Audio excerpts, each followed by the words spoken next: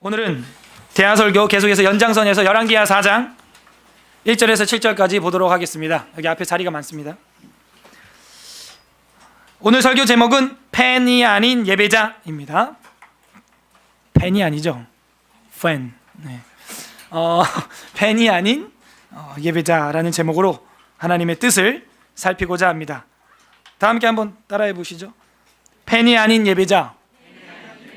네. 여러분 누군가의 팬이었던 적이 있습니까? 20대 초반에는 미쳐도 뭐에 미칩니다. 특히 20살, 19, 20, 21, 22, 23살에 살고 계신 교우 여러분 조심하십시오. 뭐에 미칩니다. 문제는 잘못 미치면 그 귀한 세월을 후회하는 세월로 마무리를 한다는 것이죠. 저도 그랬고 저와 함께 했던 동기들도 그랬습니다. 그죠? 뭐에 미치죠? 안타까운 것은 그때 이 성경에 미쳤더라면 20살에 21, 2, 3살 그 사이에 이 성경에 미쳤더라면 지금의 저의 모습과는 굉장히 다른 현재의 모습을 가지고 있을 겁니다. 그 전에는 또 미칩니다. 20살 전에는 어디 미치냐? 연예인들한테. 그죠? 자녀를 키우고 계시는 부모님들 아실 겁니다. 저도 학창시절엔 연예인의 팬이었어요. 열렬한 팬이었습니다. 누구냐? 국내에선 제가 정말 좋아했던 밴드팀이 있었는데 주주클럽이라고 아세요? 완전 팬이에요. 한국 모던 락의 선두주자였죠. 예. 모르시는구나. 이거 아이야야야 쇼킹 막 이러면서 노래 불렀던. 제가 좀 독특한 걸 좋아합니다만 한 몇 년 미쳤었어요. 진짜 1집부터 모든 앨범을 테이프, CD 다 샀고요. 포스터 말할 것도 없고. 예, 저 호암 아트홀에서 공연할 때 맨 앞줄에 앉았답니다. 제가 주주클럽의 주다인 씨하고 손 악수도 잡아봤어. 그 정도야. 외국으로는 이제 국외파로는 단연 마이클 잭슨이죠. 예. 마이클 잭슨을 능가할 음악가는 없어요. 예. 현재도 앞으로도. 그래서 이제 제가 온 집안 벽에다가 포스터를 갖다가 도배를 해놨죠. 예. 여러분도 누군가에게 미쳐본 적 있죠? 저희 집사람은 서태지. 그 서태지. 거기 또 막 지금도 아줌마들이 그분 보면 울더라고. 그분 나오는 복귀했잖아요 얼마 전에. 그거 보고 울던데 막 안 변해 이러면서 뭐인가에게 팬이 되어본 적이 다 있습니다. 안 되어본 적 없을 거예요. 난 경건하게 교회에서만 살았어 하는 분도 있어요. 목사님,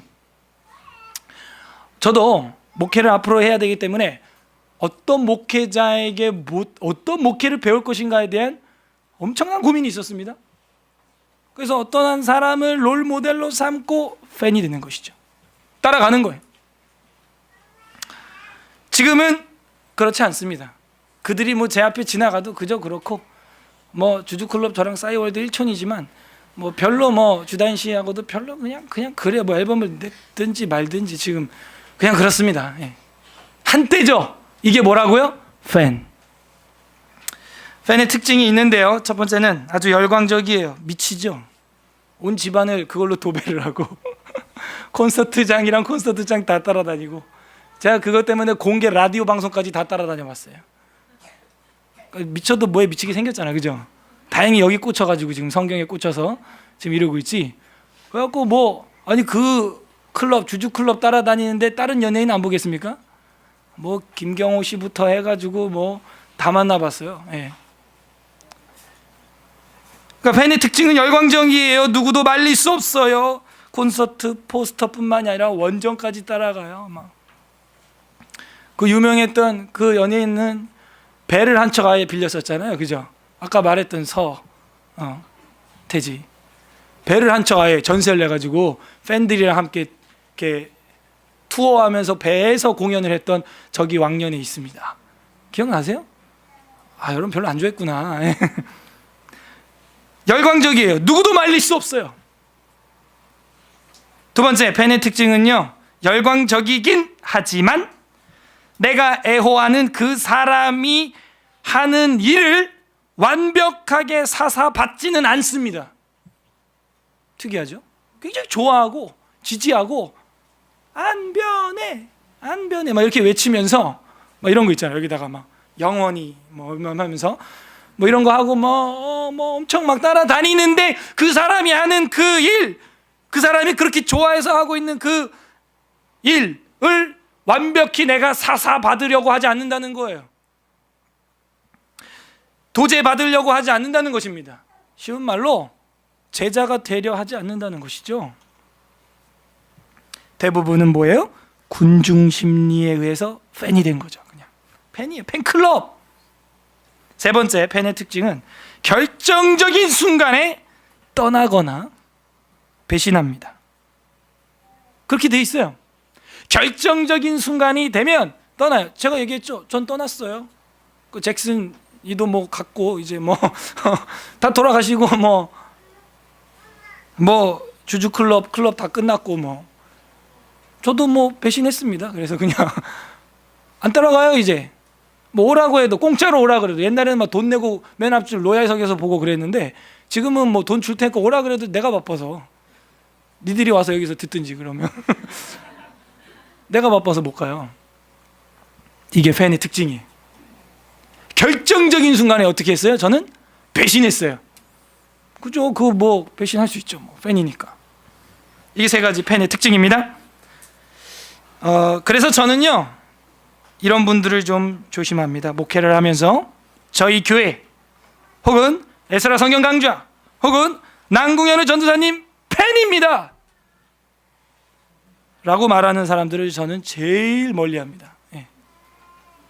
마음속에서 말이죠. 실제 있었어요. 하루에 1시간씩 전화 통화를 하루도 안 빠지고 했던 분이 계셨습니다. 지금 이 자리에 안 계세요. 그리고 그분이 직접 저한테 얘기했어요. 저는 남궁현 선사님 너무 좋아요.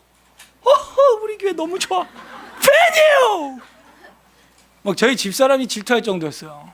맨날 뭐 밤이고 낮이고 전화가 오니 저는 또 개척교회 전도사니까 또 한 사람이 귀하니까 그거 다 무시할 수가 없잖아요. 예. 들어주고 있으면 1시간, 2시간 전화로 그냥 그것도 하루 이틀 매일 그냥 팬입니다 했던 분이 제일 가까이 와서 콕 찌르고 가더라고. 그냥 한 분 데리고 나가셨어. 개척 초창기에 계셨던 분은 누군지 아실 거예요. 얘기는 내가 안 할게요. 아무튼 그랬어요. 근데 이 말을 누가 예언했냐? 저 지리산에 노목사라는 분이 예언을 하셨었어요. 조심해라. 팬이라고 하는 사람이 제일 무섭다. 그 강좌에 들으면 나오죠. 그 내용. 진짜 무섭더라고. 다행히 이 자리에 지금 앉아 계신 분 중에서는 제 팬이 없습니다. 저보고 뭐 팬입니다. 뭐 전사님 팬이에요. 뭐 한 명도 없어. 뭐 어제도 청년 한조 만났는데, 전사님 그딴 식으로 해서 되겠냐? 막 이러면서 미안하다. 고치겠다. 그래서 그런 클럽은 있어요. 근데 뭐 팬입니다. 무조건 순종, 뭐 무조건 그런 거 없습니다. 우리 팬의 특징이에요. 그래서 저도 목회하면서 그런 팬들을 조심하고 있고요. 오늘 본문 4장, 열왕기하 4장과 5장의 말씀을 통해서 팬이었던 사람이 예배자가 되고 예배자인 줄 알았던 사람이 팬이 되는 모습을 보게 될 겁니다. 먼저 4장에 우리가 그렇게 따르고 따라야 하는 분이 어떤 분인지 계시해 주고 있어요. 4장을 보겠습니다.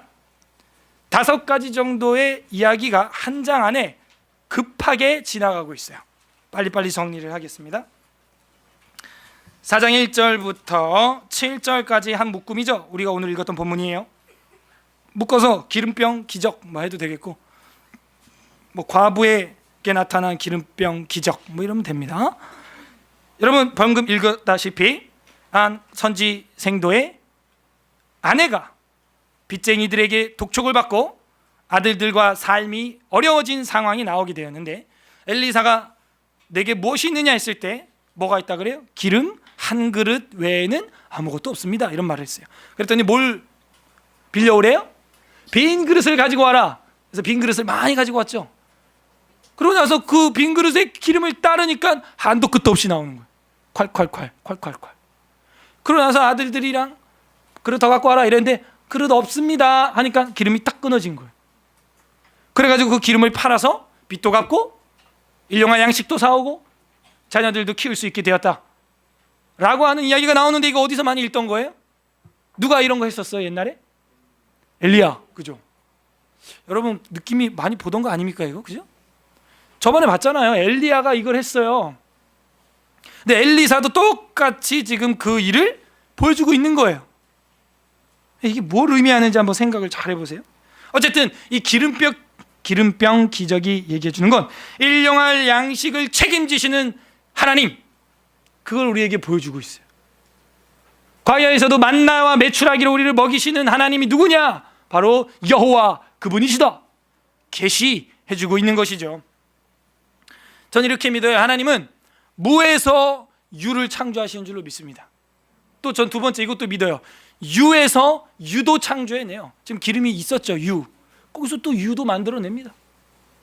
무에서도 유를 만들어냅니다. 근데 또 반대도 있어요. 유를 무로도 만들 수가 있는 거예요.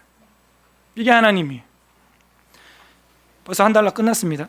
그런 하나님의 특징을 우리가 지금 따르고 있는 분이 누구냐? 그걸 적어 놓으세요. 바로 우리의 일용할 양식을 책임지시는 분, 유에서 무를 창조하시고 무에서 유를 창조하시고 유에서 유를 창조하시는, 그런 분이시라는 거예요. 그 다음에 4장 8절부터 또 한 달락이 시작이 되죠. 17절까지가 이게 한 덩어리로 지금 동그라미가 시작해서 동그라미가 끝나지 않습니까? 여러분 성경책에도 이 8절부터 17절은 어떤 이야기냐면은 수넴 지역에 이르렀다고 8절에 나오죠. 보세요. 8절에 하루는 엘리사가 수넴에 이르렀더니 거기에 한 귀한 여인이 그를 간관하여 음식을 먹게 하였으므로 엘리사가 그것을 지날 때마다 음식을 먹으러 그리로 들어갔더라. 그래서 이렇게 늘 이제 선교 여행을 다니는데 들리는 집이 있는 거예요. 수넴 여자의 집이라는 것입니다. 근데 이 여인이 너무 친절하게 잘 대해주는 거예요. 보세요. 9절. 여인이 그의 남편에게 이르되 항상 우리를 지나가는 이 사람이 하나님의 거룩한 사람인 줄을 내가 아노니 청하건대 우리가 그를 위하여 작은 방을 담 위에 만들고 침상과 책상과 의자와 촛대를 두사이다. 그가 우리에게 이르면 거기 머물리라 하였더라. 뭐예요? 게스트하우스, 게스트룸을 하나 그 주의 종을 위해서 만들어 드립시다. 이런 아름다운 마음을 가지고 있어서 아까 8절에서 이 여자를 뭐라고 소개해요? 한 귀한 여인이라는 거예요. 이런 여자는 하나님이 볼 때도 귀한 여자인 거예요. 단지 사람을 접대한 게 아니라 하나님의 종, 하나님을 접대했다라고 하나님은 평가하고 있는 것이죠. 왜요? 지난주에 봤죠? 엘리사를 향하여 무시했던 젊은이들 대머리에 올라가라 대머리에 올라가라 했던 거 기억나십니까? 그게 누굴 무시하는 거예요? 그죠? 엘리사가 아니라 하나님을 무시하는, 그런 코드를 읽어낼 줄 알아야 돼요. 그래서 11절에 하루는 엘리사가 거기에 이르러 그 방에 들어가 누웠더니 자기 사환 게하시에게 이르되, 게하시가 이제 비서 역할을 하는 사람이에요. 엘리사의 이 수넴 여인을 불러오라 하니 곧 여인을 부르매 여인이 그 앞에 선지라. 13절 엘리사가 자기 사환에게 이르되 너는 그에게 이르라 네가 이같이 우리를 위하여 세심한 배려를 하는도다. 내가 너를 위하여 무엇을 하랴? 왕에게나 사령관에게 무슨 구할 것이 있느냐? 이게 무슨 내용이냐면 엘리사는 지금 왕들도 만나죠. 예언을 하니까 내가 왕들이나 귀족들 사령관들하고도 좀 통하는 사람이야. 필요한 거 있으면 나한테 말해. 내가 좀 도와줄게. 뭐 이런 얘기죠. 구할 것이 있느냐 하니 여인이 이르되 나는 내 백성 중에 거주하는 자니이다 하니라. 이게 무슨 얘기냐면 그냥 나 일반 백성처럼 그냥 살랍니다. 그런 청탁 안 하고 이런 얘기예요. 안타깝죠. 엘리사는 뭔가 이렇게 도움을 받았기 때문에 도움을 주고 싶은데 이 여자는 그냥 됐습니다, 괜찮습니다 하고 사양하는 거예요. 14절 엘리사가 이르되 그러면 그를 위하여 무엇을 하여야 할까 하니 게하시가 옆에 있던 비서가 대답하되 참으로 이 여인은 아들이 없고 그 남편은 늙었나이다 하니 이르되 다시 부르라 하여 부르매 여인이 문에 서니라. 엘리사가 이르되 한 해가 지나 이때쯤에 네가 아들을 낳으리라 하니 여인이 이르시되 아니라서이다. 내 주 하나님의 사람이여 당신의 계집종을 속이지 마시오 이러는 거예요. 이게 무슨 얘기예요? 아유 농담하지 마시오. 내가 지금 불임인지 몇 년째인데 몇 년인지는 몰라요. 그러나 거의 가능성이 없는 시간까지 왔다는 것이죠. 10년 넘었나 봐. 아무튼 내가 불임인데 무슨 소리냐고, 농담하지 말라고, 놀리지 마세요. 그랬는데 17절 보세요. 여인이 과연 잉태하여 한 해가 지나 이때쯤에 엘리사가 여인에게 말한 대로 아들을 낳았더라. 그래서 여기까지 한 달락으로 제가 묶은 거예요. 사실은 17절까지 8절부터 17절까지 불임 여인의 출산의 기적이 나옵니다. 여기서는 어떤 하나님을 볼 수 있죠? 생명을 창조하시는 창조주 하나님. 없던 생명을 어떻게 해요? 창조해낸 생명의 근원이 되신 하나님이라. 우리가 지금 따르는 주님, 우리가 따라가는 그 하나님은 이런 하나님이에요. 없던 생명도 창조해내는 생명의 하나님인 줄로 믿습니다. 그런 하나님. 세 번째 18절부터 크게 37절까지입니다. 이 18절부터 37절까지 이야기는 뭐냐면 방금 낳았던 그 수넴 여자의 아들 있죠? 그 아들이 죽어요. 그 아들이 기껏 컸는데 죽어요. 갑자기 어느 날 아이고 머리야 내 머리야 이러더니 아버지한테서 아버지 나 머리가 아파 이러니까 아버지가 집에 가봐. 엄마한테 그러면 펜잘 달라 그러든가. 집에 갔는데 아이고 내 머리야 하면서 엄마 무릎 위에서 꼴까닥 하고 죽었네. 그래가지고 당황해가지고 이 여인이 옷을 차려입고 누구한테 달려가서 원망하겠어요? 엘리사한테. 내가 주의 여종을 놀리지 말라 그랬지 않았어? 누가 언제 애 달라 그랬어? 이 양 줬으면 잘 살게 하든가 왜 죽여? 해가지고 막 대성통곡하면서 우는 이야기가 나옵니다. 보세요 18절 그의 아이가 자라매 하루는 추수꾼들에게 나아가서 그의 아버지에게 이르더니, 그러니까 많이 큰 거예요. 벌써 세월이 많이 지났습니다. 그의 아버지에게 이르되 내 머리야 내 머리야 하는지라. 그의 아버지가 사환에게 말하여 그의 어머니에게로 데려가라 하매 곧 어머니에게로 데려갔더니 낮까지 어머니의 무릎에 앉아 있다가 죽었어요. 그래가지고 이 여인이 엘리사에게로 가게 됩니다. 그의 어머니가 올라가서 아들을 하나님의 사람의 침상 위에 두고, 그 아까 엘리사 게스트하우스 그 방문하는 방에다가 그 아이의 시체를 두고 문을 닫고 나와. 22절 그 남편을 불러 이르되 청하건대 사환 한 명과 나귀 한 마리를 내게 보내소서. 내가 하나님의 사람에게 달려갔다가 돌아오리이다 하니 그 남편이 이르되 아니 초하루도 아니고 안식일도 아니거늘 그대가 오늘 어찌하여 그에게 나가고자 하느냐 하는지라. 여인이 이르되 샬롬을 비나이다 하느니라. 이 아버지는 몰라 지금, 그죠? 아들 죽은 것도. 그리고 이 여인은 얼마나 담대한 여자인지 애 죽은 것도 얘기도 안 해 남편한테. 그리고 샬롬 안녕 이러고 가는 거예요 그냥. 24절에 이에 나귀의 안장을 지우고 자기 사원에게 이르되 몰고 가라. 내가 말하지 아니하거든 나를 위하여 달려가기를 멈추지 말라 하고 직진하는 거예요. 드디어 갈멜산으로 가서 하나님의 사람에게로 나아가니라. 하나님의 사람이 멀리서 그를 보고 자기 사환 게하시에게 이르되 저기 수넴 여인이 있도다. 너는 달려가서 그를 맞아 이르기를 너는 평안하냐 샬롬이냐 내 남편이 평안하냐 아이가 평안하냐 하라 하였더니 여인이 대답하되 평안하다 하고 산에 이르러 하나님의 사람에게 나아가서 그 발을 아는지라. 아니 평안하다고 해놓고 엎드려가지고 발모가지를 안아버린 거예요. 그냥 여자가 지금 엎어진 거죠. 게하시가 가까이 와서 그를 물리치고자 하매 아이고 이 여자가 왜 이래 이러면서 물리치려고 했다는 거예요. 게하시가 가까이 와서 그를 물리치고자 하매 하나님의 사람이 그에 이르되 가만둬라. 그의 영혼이 괴로워하지만은 여호와께서 내게 숨기시고 이르지 아니하셨도다 하니라. 여인이 이르되 내가 내 주께 아들을 구하더이까.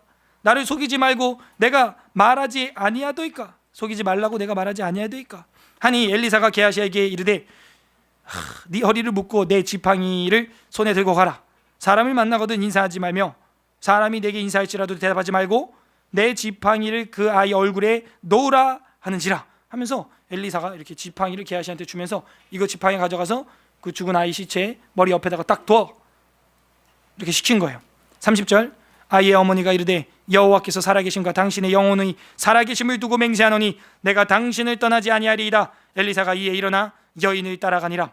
게하시가 그들보다 앞서 가서 지팡이를 그 아이 얼굴에 놓았으나 소리도 없고 듣지도 아니하는지라.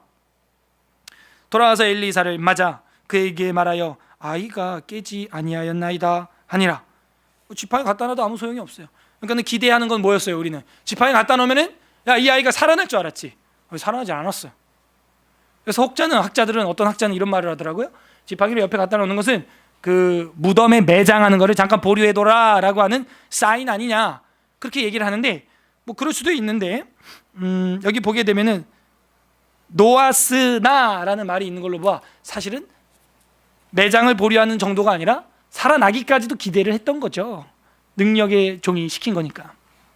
그 두 가지 의미가 다 있다고 봅니다. 32절에 엘리사가 집에 들어가 보니 아이가 죽었는데 자기의 침상에 눕혔는지라. 이 여자도 참 치밀한 여자야, 그렇죠?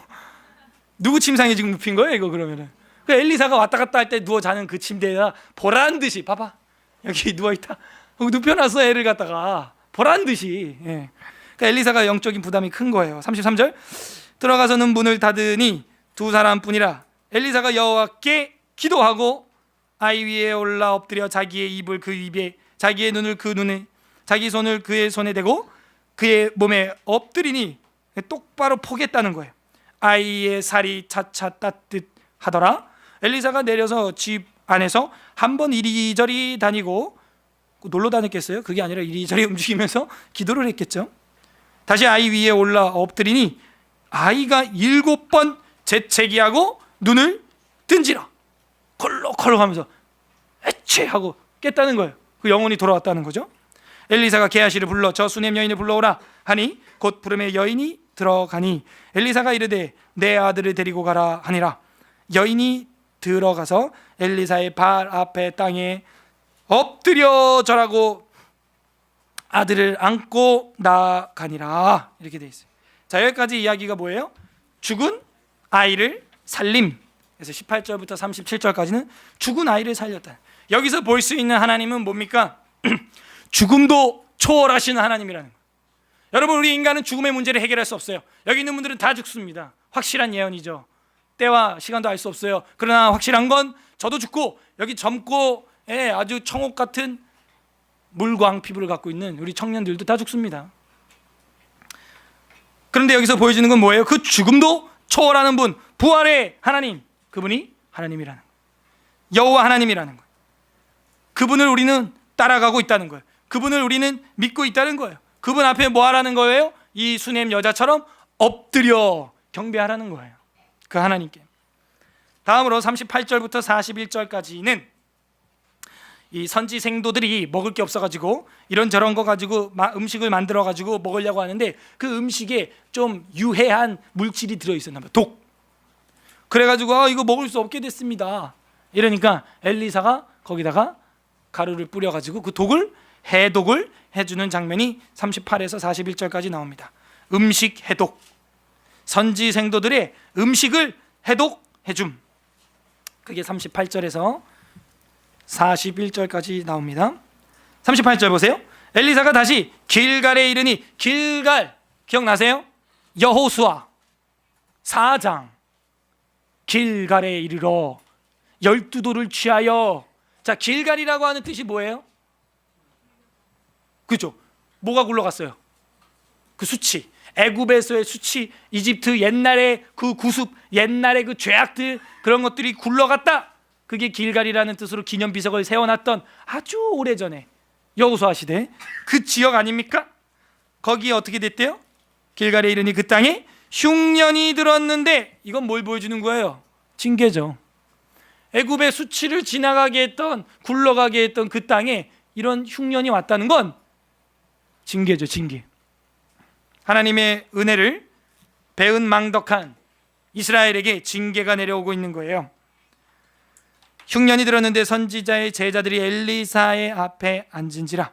엘리사가 자기의 사환에게 이르되 큰 솥을 걸고 선지자의 제자들을 위하여 국을 끓이라 하매 한 사람이 채소를 캐러 들에 나가 들 포도덩굴을 만나 그것에서 들 호박을 따서 옷자락에 채워가지고 돌아와서 썰어 국 끓이는 솥에 넣되, 들 호박국을 끓였네요. 그죠?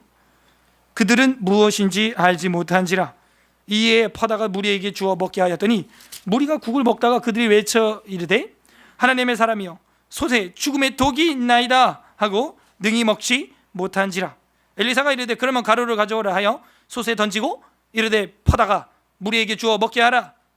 기왕이면 자기가 먼저 좀 먹어보지. 그걸 먹게 하라 하매 이에 솥 가운데 독이 없어지니라. 그래가지고 이 흉년 기근에 다 굶어 죽어가야 되는 그 선지생도들, 그들이 뭔가 좀 먹어보려고, 신학생들은 늘 빚의 사람들 아닙니까? 빚의 사람이에요. 진짜 빚밖에 없어. 그래갖고 이 선지생도들도 들에 있는 걸 캐왔는데 들, 포도 덩쿨에서 들, 호박 뭐 이런 먹지 못할 어떤 그런 약간 유해한 게 들어있는 그런 걸로 국을 끓였던 거예요. 근데 그것을 해독했다는, 여기서 볼 수 있는 하나님의 모습은 뭐예요? 우리의 아픔과 고통을 해결해 주시는 하나님이라는, 우리의 아픔과 질병과 절망과 낭만과 고통 속에서 포이즌, 독과 같은, 정말 좀 더 지나면 정말 죽을 것 같은 이런 상황 속에서도 구원하시는, 해결해 주시는 그런 하나님을 소개해 주고 있는 것입니다. 계시해 주는 거죠. 마지막으로 42절에서 44절, 여기는 보리떡 20개와 야채 약간을 가지고 100명이 넘는 사람들을 먹여 살리고도 남는 기적이 나타납니다. 보세요. 42절, 한 사람이 바알살리사에서부터 와서 처음 만든 떡, 참 이게 의미가 있습니다. 바알살리사, 바알이라고 하는 우상을 섬기는 그 바알살리사라는 지역에서 와서 처음 만든 떡, 그러니까는 바알에게 드려졌던 것도 아니고, 그리고 두 번째, 세 번째 제물도 아니고 뭐예요? 처음 만든 떡을, 보리떡 20개와 또 자루에 담은 채소를 하나님의 사람에게 드렸다는 거예요. 희귀한 일이죠.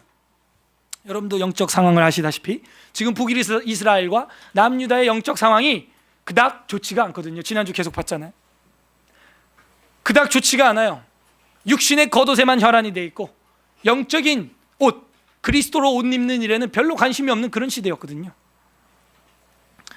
그래서 그 귀한 헌물, 이거를 받습니다.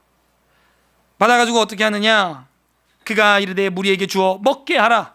43절, 그 사환이 이르되 내가 어찌 이것을 100명에게 주겠나이까? 이거 꼭 누가 하는 얘기랑 비슷해요? 안드레가 그러죠? 예수님한테 오병이어 사건 있을 때, 아니 그 뭐 다 갖고 온다고 해도 우리가 다 먹겠나이까 그거를? 뭐 이런 얘기를 하는 거예요. 믿음 없음. 100명에게 주겠나이까? 하나, 엘리사는 또 이르되 무리에게 주어 먹게 하라. 여호와의 말씀이 그들이 먹고 남으리라 하셨느니라. 자, 44절 다 같이 읽어보겠습니다. 시작. 그가 그들 앞에 주었더니 여호와께서 말씀하신 대로 먹고 남았더라. 거기 밑줄 쳐 있죠? 당연히 쳐 있어야지. 안 쳐져 있으면 결석생.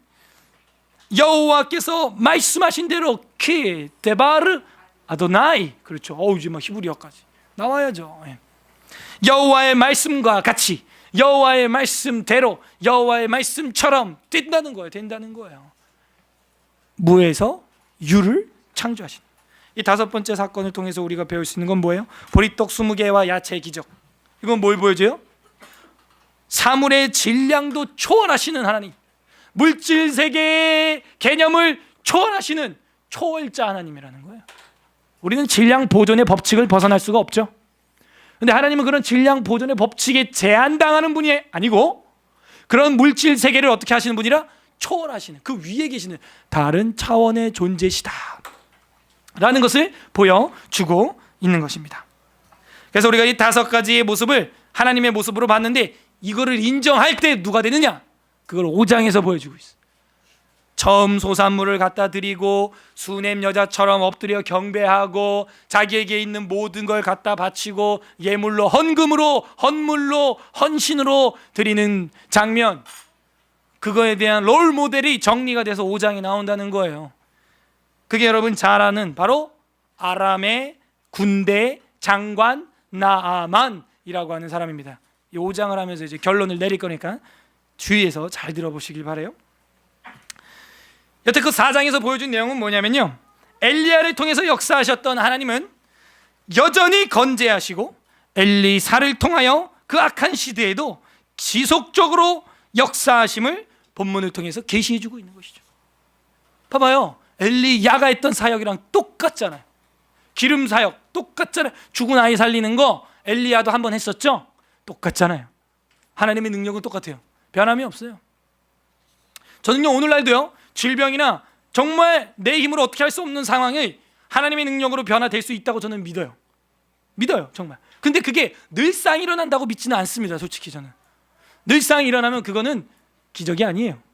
기적이라는 것은 정말 안 될 것 같을 때, 또 안 되는 것도 있고, 그러다가 안 되는 것 같을 때 하나님이 한 번 은혜의 빛을 비춰주는 거예요.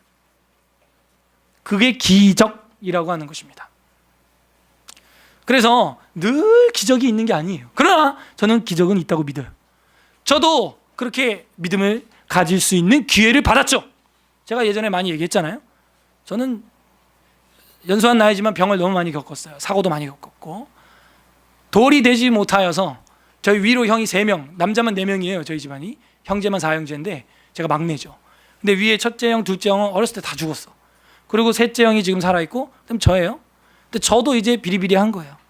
태어나고 이제 돌 되기 전에 7일 동안 아무것도 못 먹고 소말리아 아이처럼 바짝 마른 가지나무처럼 돼가지고 눈은 돌아가고 흰자가 보이고 막 이래, 머리만 크고 배만 불뚝 튀어나와가지고, 그래갖고 어머님이 저를 데리고 택시를 탔더니 뭐라 그러냐, 다 죽은 애를 재수없게 태웠다고, 내리라고.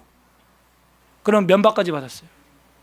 저희 어머님은 왕년에는 교회를 열심히 나갔는데 남궁씨 집안에 시집 오면서 우리 집안에 그런 거 없다 해가지고 신앙을 버렸어요. 옛날에는 전도왕이었고 전도사하고도 결혼하려고 그랬어요. 저희 아버지 모릅니다. 예. 이렇게 전도사하고도 결혼을 할 뻔했던 그런 이야기를 저한테 많이 하시는데, 결혼하면서 신앙을 놓은 거예요. 보통 부모의 신앙이 그렇게 소위 약해지게 되면은 하나님께서 자녀를 통하여 훈련하는 경우가 대다수라고 저는 믿습니다. 자녀가 무슨 죄가 있겠어요? 원죄밖에 더 있겠어요? 부모의 신앙의 연단을 위하여 하나님은 자녀라고 하는 방편을 사용해요. 저희 어머님이 가지같이 마른 제 팔모가지를 잡고 눈물로 울면서 이제 몸 씻겨서 이제 내일 묻어야 되니까. 왜냐면 7일 동안 못 먹기 때문에 저희 아버지는 판단한 거야. 얘도 첫째, 둘째처럼 간다. 오늘 밤 못 넘긴다. 얜 끝났다. 인간적인 계산으로, 법칙으로 볼 땐 끝났어, 얘도 이제. 그래서 어머니랑 각방으로 하고 아버지가 저만 데리고 삽을 들고 저쪽 방에서 하루 이제 같이 하는데, 어머님이 그 전에 이제 포대기에 싸잖아요, 애를요. 이게 씻겨야죠. 씻기면서 이제 기도를 한 거예요. 하나님, 이 아이를 살려주시면 하나님께 드리겠습니다 했는데, 이 이야기를요 제 입에서 신학하겠다라고 얘기할 때까지 한마디도 안 했어요, 저희 엄마가. 제가 그래서 왜 얘기를 안 했냐고 그랬죠. 하기 싫었던 거야, 솔직히 말하면. 엄마는 그 시키기 싫었던 거지.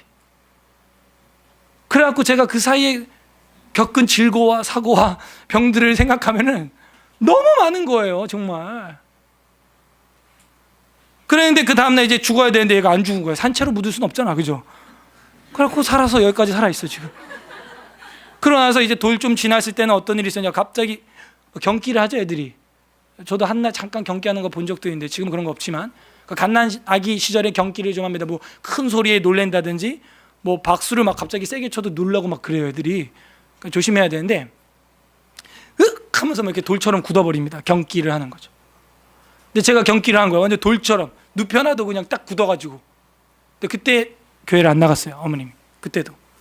그리고 어떻게 했냐면은 부적을 갖다가 써놔가지고 온 방문마다 다 붙였는데, 그걸 누가 써주냐? 저희 큰 어머님이 써준 거예요. 노란색 종이에다 왜 닭피로 빨간색으로 이렇게 쓰는 거 있잖아.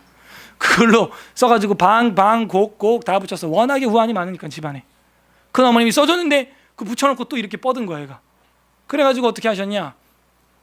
그 옆집에 사는 아주머님이 그 예수 믿고 예수쟁이들, 하나님 믿는다고 하는 사람들은 그런 거 붙이면은 그거 안 된다던데. 그래가지고 저희 어머님이 그거 다 띄어가지고 다 불태워버렸어. 그랬더니 또 제가 회복이 된 거예요. 그러니까 저희 아버지는 그런 기적을 봐도 믿음은 안 생겼어요. 환갑 넘을 때까지. 믿음은 없는데 그런 일은 있을 수도 있다, 뭐 요 정도?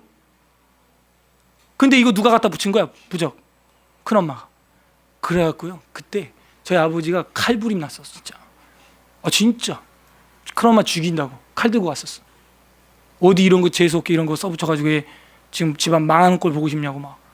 안 그래도 지금 몇 건이 그러는데. 그랬습니다. 저희 아버지가 좀 불같은 성격이시거든요. 그런데 그런 기적들을 봐도 부모님들은 믿음이 잘 안 생겼었어요. 예. 네, 나중에 어머님이 교회를 나가고 이제 믿음이 생겼죠. 믿을 수 있는 기회를 받게 된 것이었죠. 오늘날도 하나님은 우리에게 믿을 수 있는 찬스, 기회를 주기 위해서 그런 이적과 기적을 보여주시기도 한다는 겁니다. 그러나 그 이적과 기적을 내가 봤다고 내 믿음이 자란 건 아니에요. 그게 내 믿음이 되지는 않습니다. 그거는 기억해 두셔야 돼요. 어쨌든 이상의 기적들은 여호와 하나님께서는 자기의 이스라엘 백성들을 얼마나 사랑하고 돌아오기를 바라는지를 몇 번의 기적을 통하여서 보여주고 있다는 것을 우리가 깨달을 필요가 있어요. 그리고 이스라엘 백성들의 부족한 부분, 연약한 부분, 고통받는 부분, 생명 없음과 죽음과 사망의 문제에 대해서 하나님은 채워주시기를 원하신다는 겁니다. 내가 그걸 채워주겠노라 라고 말하는데 돌아오지 않는 것이죠. 근데 돌아오는 사람이 하나 있다는 거예요. 그게 5장 1절이에요. 5장 전체는 이거예요. 나만 장군의 회복의 이야기가 전체를 지배하고 있습니다. 그리고 열왕기하서 핵심에 그 위치하고 있어요. 자리를 잡고 있어요. 아람 왕의 군대 장관 나아만은 하면서 1절이 시작됩니다. 아람 왕의 군대 장관 나아만은 그의 주인 앞에서 크고 존귀한 자니 이는 여호와께서 전에 그에게 아람을 구원하게 하셨습니다. 그는 큰 용사이나 뭐예요? 나병 자라. 큰 용사이나 나병 자라. 나만이라고 하는 뜻은요, 밝은 사람, 즐거운 사람 이런 뜻이에요. 이름 뜻이. 그나마 이름이 그러니까 이 몸뚱아리로 가지고도 살고 있는 거야. 만약에 이름이 우울한 사람 이런 사람이었으면 바로 목숨 끊었습니다. 피부병이 걸려서 문드러지고 뭉개지고 진물이 나고 냄새가 나고 막. 그나마 나만이라서 지금 살아가고 있는 거예요. 나병 환자가 된 거예요. 문둥병 환자예요. 옛날 말로 하면. 그런데 2절에 보니까 전에 아람 사람의 떼를 지어 나가서 이스라엘 땅에서 어린 소녀 하나를 사로잡음에 그가 나만의 아내에게 수종드는 종이 되었어요. 여종이. 그래서 이 뒤에 이야기는 뭐냐면 이 여종이 뭐라 그러냐면 나만의 피부를 보더니 아이고 주인님, 아이고 그 피부 고칠 수 있는데 어쩌고 저쩌고 이러는 거야. 뭐야? 어떻게 고칠 수 있는데? 저기 내가 옛날에 있었던 나 잡아온 데 있잖아요. 그 이스라엘 지역에 거기 가면 하나님의 사람 엘리사가 있는데 어쩌고 저쩌고 이런 거. 뭐야? 그럼 내가 당장 가봐야지. 준비해라. 해가지고 준비를 해가지고 아람 왕에게 비자를 받아요. 조서를 받아가지고 이 병을 고쳐 달라는 거예요. 그래서 아람 왕이 비자를 내줘서 돈도 줍니다. 그래가지고 이제 가서 고칠 수 있도록 보내요. 보내가지고 여호람이나 이스라엘 귀족들을 만나는데 그들은 믿음이 없어요. 고칠 믿음이 없어요. 그들은 뭐라 그러느냐? 이거는 전쟁하려고 시비 거는 거다. 이렇게 해석하는 거예요. 보세요. 7절. 이스라엘 왕이 누구예요? 이름이 안 나오죠? 이스라엘 왕이 그랬는데 이게 누구예요? 여태껏 우리가 누구로 봐요? 여호람이에요. 여호람. 이스라엘 왕이 7절 그 글을 읽고, 그 글이 뭐냐면 편지, 병고천에라고 하는 편지예요. 자기 옷을 찢으며 이르되 내가 사람을 죽이고 살리는 하나님이냐? 그가 어찌하여 사람을 내게로 보내 그의 나병을 고치라 하느냐? 너희는 깊이 생각하고 저 왕이 틈을 타서 나와 더불어 시비하려 함인 줄 알라 하니라.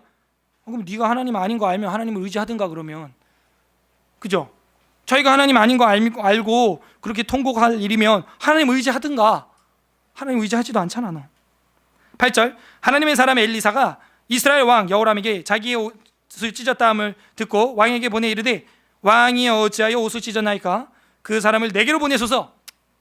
어찌하여 옷을 찢고 앉았어? 믿음이 그렇게 없어? 이 얘기죠. 내게로 보내. 내가 해결할게. 그냥 내가 하나님께 기도할게. 그가 이스라엘 중에 선지자가 있는 줄 알리이다. 아니 여호람이 이스라엘 중에 지금 선지자가 이렇게 버젓이 있는데도 그 하나님을 의지하지 않는다는 것 아니라 9절. 나만이 이의 말들과 병거들을 거느리고 이르러 엘리사의 집 문에 서니. 이게 지금 역사적인 순간입니다. 원수 장군 대대장이, 국방부 장관이 지금 대적진에 멀쩡한 몸으로 들어온 거예요. 지금 잘못하면 이제 잡을 수 있는 건데 이거 치사하게 그렇지 그건 안 하는 것 같아요. 10절. 엘리사가 사자를 그에게 보내 이르되, 사자는 게하시를 말하는 거예요. 너는 가서 요단강에 몸을 7번 씻으라. 네 살이 회복되어 깨끗하리라 하는지라. 11절. 나아만이 노하여 물러가며 이르되 내 생각에는 그가 내게로 나와 서서 그의 하나님의 여호와의 이름을 부르고 그의 손을 그 부위 위에 흔들어 나병을 고칠까 하였도다. 다메섹강 아바나와 바르발은 이스라엘 모든 강보다 낫지 아니하냐? 내가 거기서 몸을 씻으면 깨끗하게 되지 아니하냐? 하고 몸을 돌려 분노하여 떠나니. 왜요? 아니 나와가지고 자기가 뭐 아픈 환부에다가 손을 대고 제산물을 흔들어가지고 뭐 여호와여 뭐 하면서 이런 시츄에이션을 해가지고 자기를 고칠 생각을 안 하고 뭐 앞에 요단강물 가서 7번 씻으고 집에 가? 얼굴 보지도 않고 그것도 게하시라는 종을 시켜가지고 말이야. 이게 예의야 지금? 이러면서 화가 난 거예요 지금 나아만 장군이. 그랬더니 옆에 있던 부하들이 뭐라 그러냐면, 아니 장군 그 병 불치병 나으려면 그거보다 더 심한 것도 하라면 해야지, 뭐 그거 갖고 그까지 샤워하라는데 그거 화를 내냐고. 그랬더니 그렇구만 해가지고 이제 참 간단한 건데 괜히 내가 화를 냈어. 군인들이 좀 단순무식해요 이렇게. 그래 씻자 그럼 더한 것도 해야지 맞아 해가지고 13절에 그 종들이 나와서 말하여 이르되 내 아버지여, 선지자가 당신에게 큰일을 행하라 말하였다면 행하지 아니하였으리까 하물며 당신에게 이르기를 씻어 깨끗하게 하라 함이리까 하니. 14절 나아만이 이에 내려가서 하나님의 사람의 말대로 요단강에 7번 몸을 잠그니 그의 살이 어린아이의 살같이 회복되어 깨끗하게 되었더라 하는 거예요.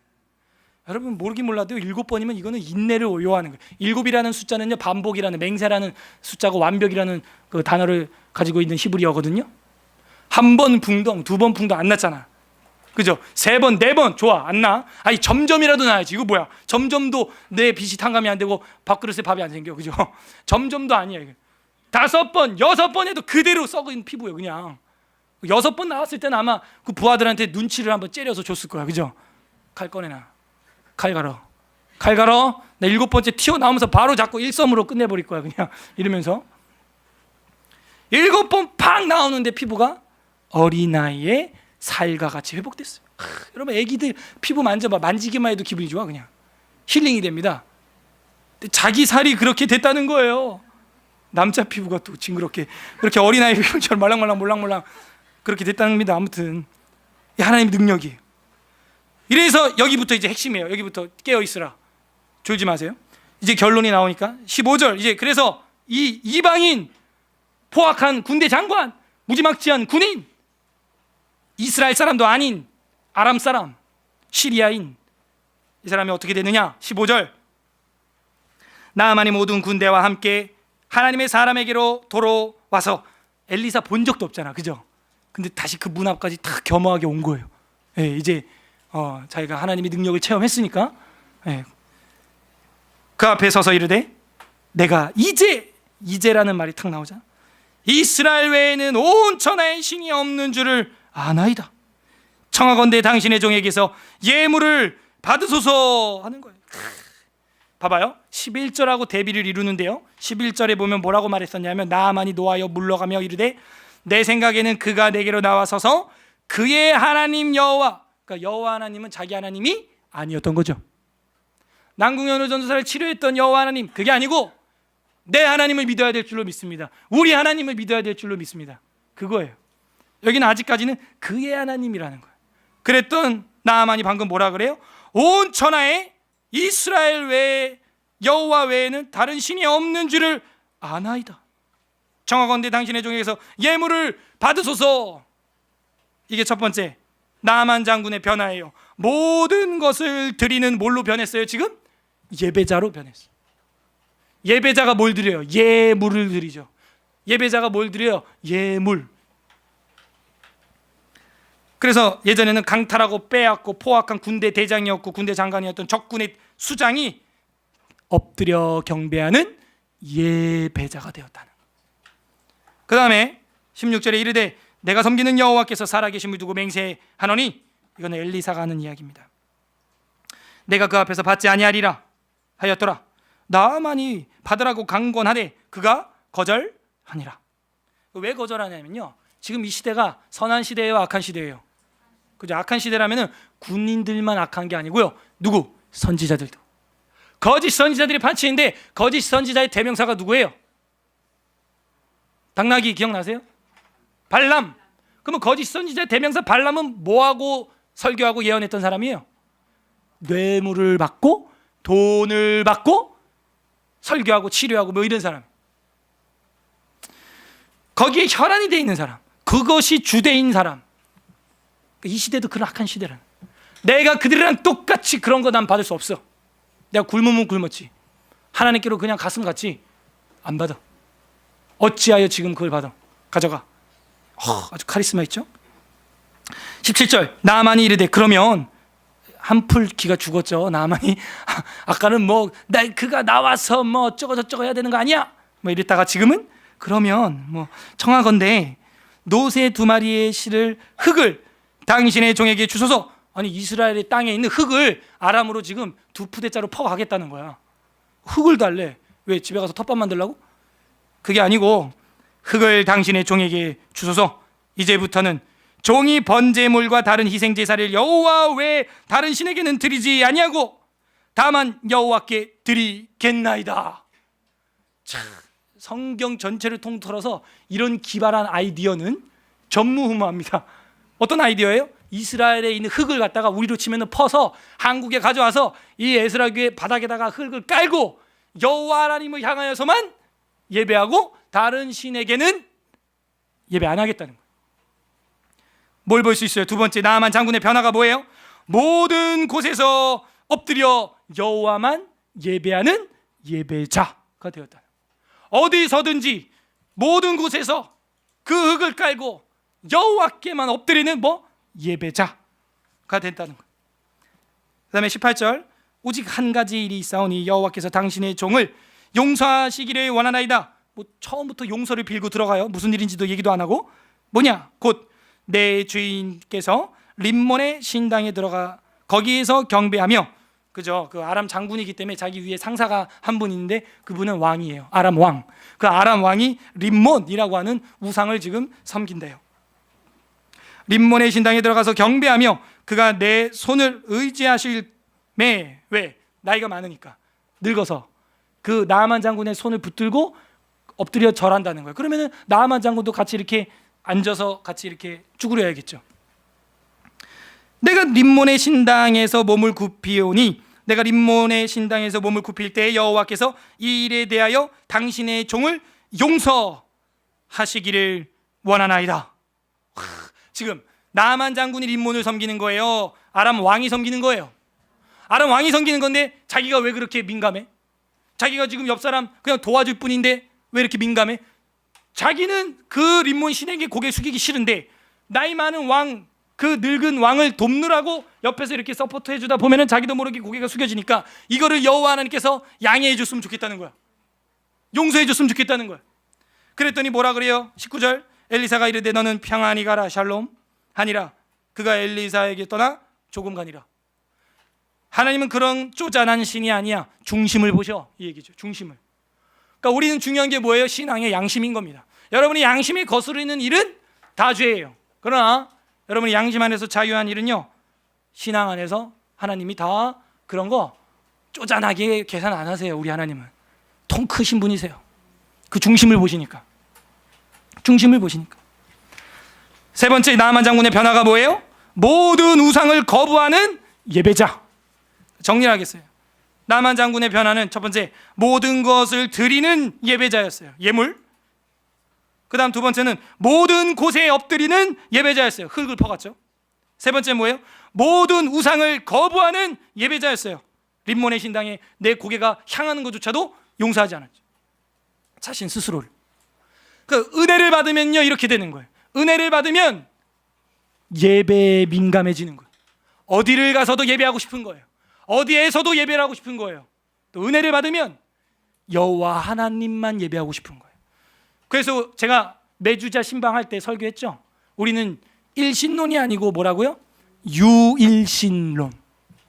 다른 신은 없고 여호와만 유일한 신이시다 하는 거예요. 그 신학이 지금 이방 아람 군대 장관 나아만에게 생긴 거예요. 모든 우상을 거부하는 예배자가 된 것입니다. 반면 그 아까 나아만이 가져왔던 재물들이 있는데 그 재물이 얼마나 많은지요.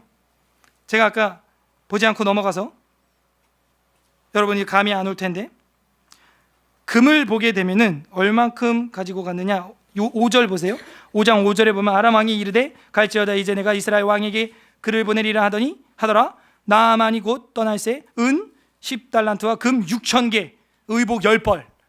여러분 엘리야 의복 귀한 거 설명했으니까 제가 넘어갈게요. 그렇게 귀한 털 많은 옷 10벌. 그리고 은 10달란트 은 제쳐두고 금이 몇 개? 6,000개. 금이 6,000개면 이게 얼마만큼인지 우리가 감이 안 오는데 6,000개라는 얘기는 금 한 개에 한 세겔이거든요. 한 세켈. 한 세겔은 11.5g이야. 11.5g이면요. 이렇게 감이 안 오는데 우리 한국으로 한 돈이 얼마예요? 3.75g이거든요. 그러니까 3.75g인데 이거를 계산을 제가 해봤더니 금 6,000개라고 하면은 6,900g이거든요. 아니 69,000g이거든요. 69,000g인데 이거 돈으로 환산을 해보면은 18,400돈이에요. 한 돈, 두 돈 할 때 18,400돈이라고요. 한 돈에 보통 시중가 19만 원 하거든요. 지금 돌반지가. 그러면은 18,400돈이면은 34억이 넘어. 이 어마어마한 돈을 가지고 금덩이를 갖고 온 거예요 지금. 근데 이걸 거부했다고요 아까. 그리고 이걸 나아만은 드렸다고. 다 드렸다고 이거를. 이게 예비자의 모습, 변한 자의 모습인데 반면 어떻게 되느냐? 20절에 보면 하나님의 사람 엘리사의 사환 게하시는 제가 일축할게요. 오히려 그걸 탐내요. 반대로 엘리사는 그걸 가져가라 이랬는데 이 종은 그걸 탐내는 거야. 게하시 아까 지팡이 가지고 왔던 애, 늘 엘리사 옆에 있는 그 애, 비서 같은 그 애는 오히려 그걸 탐내서 뛰어가서 나아만 장군 뒤를 붙잡고 그걸 나에게 주세요 이러는 거예요. 눈이 반질반질해가지고. 보세요. 22절에 그가 이르되 평안하나이다. 우리 주인께서 나를 보내시며 말씀하시기를 지금 선지자의 제자 중에 두 청년에게 에브라임 산지에서부터 내게로 왔으니 청하건대 당신은 그들에게 은 1달란트와 옷 2벌만 10벌인데 2벌을 주라 하시더이다. 나아만이 이르되 바라건대 2달란트를 받으라 하고 그를 강권하여 은 2달란트를 두 전대에 넣어 매고 옷 2벌을 아울러 두 사환에게 지음에 그들이 게하시 앞에서 지고 가니라. 언덕에 이르러서는 게하시가 그 물건을 두 사환의 손에서 받아 집에 감추고 엘리사가 볼까봐 그들을 보내 가게 한 후에 들어가 그의 주인 앞에 서니 엘리사가 이르되 게하시야 네가 어디서 오느냐? 이거 모르고 묻는 거예요? 지금 알고 묻는 거예요? 지금 하나님이랑 통하고 있기 때문에 신령하게 다 보고 알고 있거든요. 너 어디서 오냐? 이건 뭐예요? 회개해라. 나 지금 회개의 기회를 주고 있지? 이 얘기입니다. 지금 회개의 기회를 주고 있는 거예요. 뭐 무지막지하게 그냥 때려버리는 그런 하나님 아닙니다. 대답하되 당신의 종 아무데도 가지 아니하였나이다. 거짓말하는 죄까지 못했어 지금. 그죠? 하니라. 엘리사가 이르되 한 사람이 수레에 내려 너를 맞이할 때 내 마음이 함께 가지 아니하였느냐? 지금이 어찌 은을 받으며 옷을 받으며 감남원이나 포도원이나 양이나 소나 남종이나 여종을 받을 때이냐? 이런 말을 하는 이유는 제가 아까 설명했습니다. 지금 어떤 때니까? 악한 때니까. 선지자들이 거기 혈안이 돼 있는 그 시대에 너도 그런 똑같은 놈들이랑 같이 발람의 길을 따라가려느냐? 그럴 때냐 지금이? 27절 다 같이 읽어보겠습니다. 마지막 절입니다. 시작. 그러므로 나아만의 나병이 내게 들어 내 자손에게 미쳐 영원토록 이르리라 하니 게하시가 그 앞에 물러나오매 나병이 발하여 눈같이 되었더라. 참 안타깝죠. 눈같이 되었더라. 이 나아만 장군의 이야기는 뭘 보여주고 있습니까? 하나님께서 이스라엘뿐만이 아니라 열방에 대한 사랑을 가지고 계신 하나님이라는 대목을 보여주고 있어요. 이거는 구약의 축이라고 하는 출애굽기 19장 5절 6절 세계가 다 내게 속하였나니 라고 하는 그 말씀을 받는 것이죠. 하나님은 유대인만 사랑하는 게 아니에요. 아람 사람도 사랑하고 한국 사람도 사랑하고 전 세계 사람을 다 사랑하고 있다고 성경은 말하고 있습니다.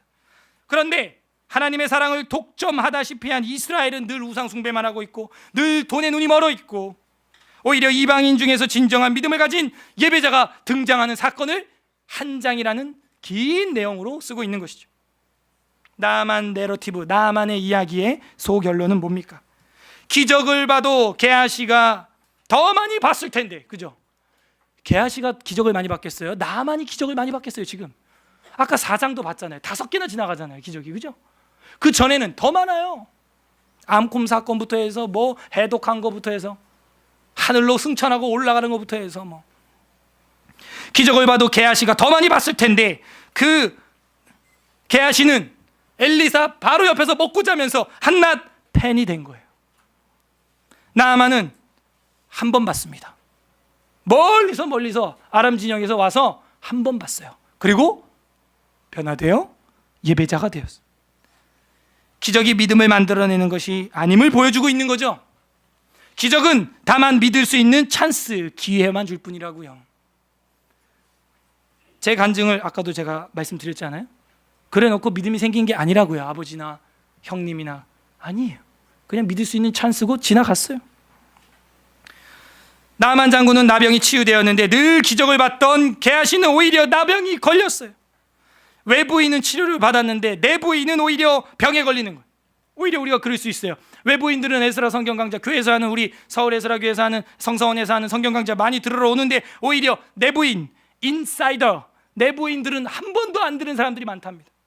오히려 외부인, 아웃사이더는 몇 번을 와서 은혜를 맛보고 돌아가는데 말이죠. 이것은 하나님께서 이방인에게 또 관대하시다라는 걸 보여줌과 동시에 믿음의 공동체에 속해 있다고 하지만, 에스라 교회에 속해 있다고 하지만 교만하고 자만한 자들에 대한 경고를 보여주고 있는 거죠. 넌 거기 속해 있으니까 괜찮을 거라고 천만에 너가 예배자가 돼야 돼. 결론을 내리겠습니다. 그럼 오늘 이상에서 살펴본 팬의 모습, 어디서 많이 본 듯한 모습 아닙니까? 바로 예수 그리스도를 따르던 무리들의 모습과 다르지 않습니다.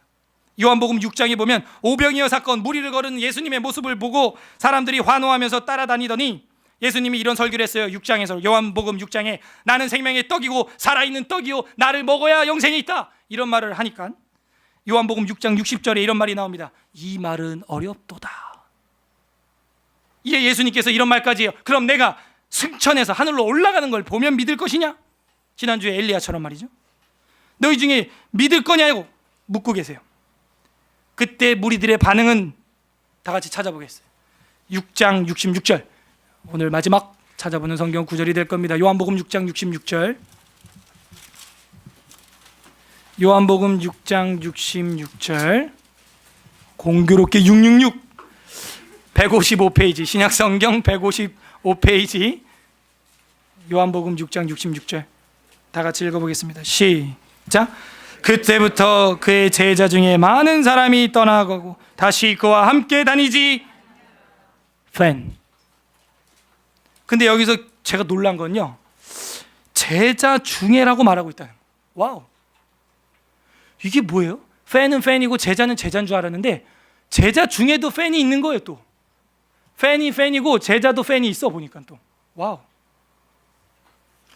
예수님을 떠난 그들은 스승의 가르침을 사사받는 제자라고 불리어졌지만 나만 같은 참된 예배자는 아니었어요. 그들은 팬이었어요. 지금 한국교회는 여러 팬들을 양성하는 양성소 아닌가요? 전 그렇게 봐요. 왜냐? 여러분도 그런 교회 다녔고 저도 그런 교회 다녔고, 물론 모든 교회가 다 나쁜 건 아니라고 저는 믿어요. 거기도 구원이 있다고 저는 믿습니다. 그러나 하는 모양을 볼 때 두려워요. 첫째, 대기업이 운영하는 방법으로 교회를 운영하고 있습니다. 그것이 팬을 양성하는 거 아니면 뭡니까? 대기업이 하고 싶은 건 자기 소비자, 단골, 팬을 만드는 거예요. 정부를 의지하고 인간 돈을 의지하는 것. 이번 주에, 지난주에도, 이번 주죠, 지난주 그 회장님 한 분 자신이 스스로 목숨을 끊었죠. 그 원망하는 그 내용이 뭐였대요? 그 전날 정부가, 지금 현 정부가 자기 기업에게 너무 힘들게 한다. 그 목숨 끊었어, 회장님이. 지금 탑 기사로 나오고 있지 않습니까? 둘째, 교회가 연애업에서 하는 방법을 사용하고 있습니다. 쇼 비즈니스, 비즈니스. 남에게 보이기 위한 일, 행사 위주, 홍보 위주. 세 번째, 뉴욕 메디슨 애비뉴 거리에 광고업자들이 쓰는 방법을 사용하고 있어요. 심리 이용, 마케팅 기법. 이런 것들로 지금 교회를 운영해 나가고 있다는 겁니다. 그것은 예배자가 아니라 팬들만 트럭으로 양성할 뿐이에요. 팬들의 특징 3가지를 우리가 공부하지 않았습니까? 믿음이 있는 것 같죠? 열렬하죠? 아니에요. 그것은 마치 우리는 젊고 패기가 넘치고 왕성하기 때문에 성경을 배우는 것과 성령의 능력을 의지하지 않고 순전히 우리의 열심으로 신앙을 때우려고 하는 행동에 불과합니다. 기독교는 인간의 본능이나 감성과 오감과 야합해서는 안 되는 것이죠. 오히려 그런 걸 비판해야 되는 거예요. 그것이 거룩입니다. 달라야 되는, 가도시 다르다 하는 것이죠. 거룩. 그리스도의 부활의 길을 다시 생각해 보십시오. 그것은 죽음의 길인 것입니다. 세상이 말하는 그런 크고 많고 화려한 부귀영화와는 거리가 멀어요. 그렇게 죽을 때 부활을 체험하게 되는 것이죠. 그리스도의 말씀은 세상의 인간들의 생각과는 정면으로 충돌하는 겁니다. 한국교회를 넘어서, 그렇다면 오늘날 우리의 신앙은 어떤가요? 서울에스라교회 교우들의 신앙은 어떤가요? 저의 신앙은 어떤가요? 열광적이고 열정적이지만 멀리서 따라다니는 팬이어서 상처가 하나도 없지 않는 건 아닌가요? 너무 편하죠? 주님을 애호하기는 하지만 나만 장군이 요단강에 잠기듯이 주님께 완전히 잠기지 않고 발목만 담그고 있는 거 아니에요 지금? 주일에만 왔다 갔다 얼굴 도장만 찍고 있는 거 아닐까요?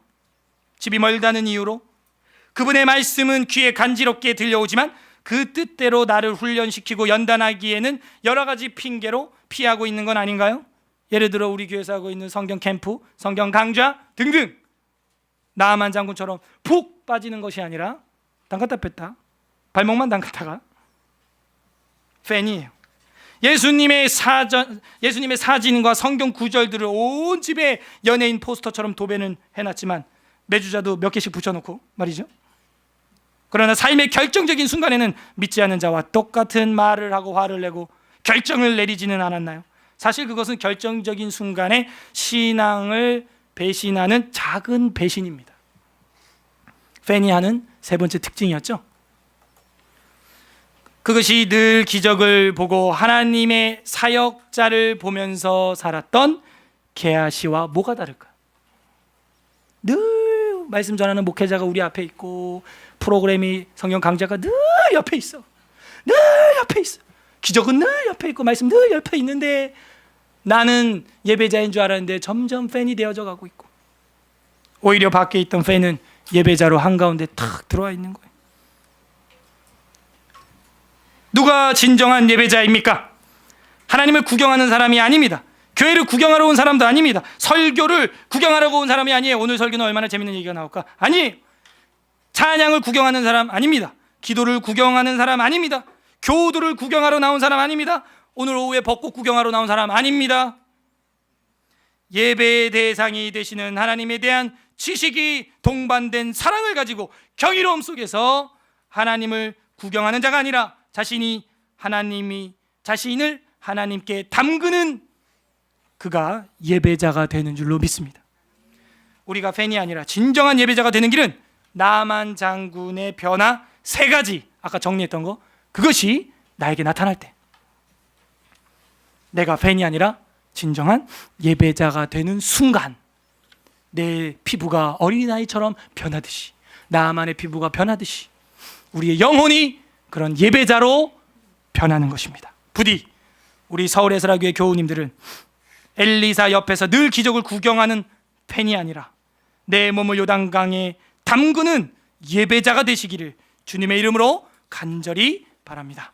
이 시간 우리 말씀을 기억하면서 기도하도록 하겠습니다. 첫 번째, 하나님 성경 강좌 말씀 늘 은혜로운 설교 또 들을 수 있는 녹화된 거 녹음된 거 늘 있지만 내가 거기 직접 몸을 담그지 못하고 그냥 게하시처럼 팬으로 옆에 있었던 것 용서하여 주시옵소서.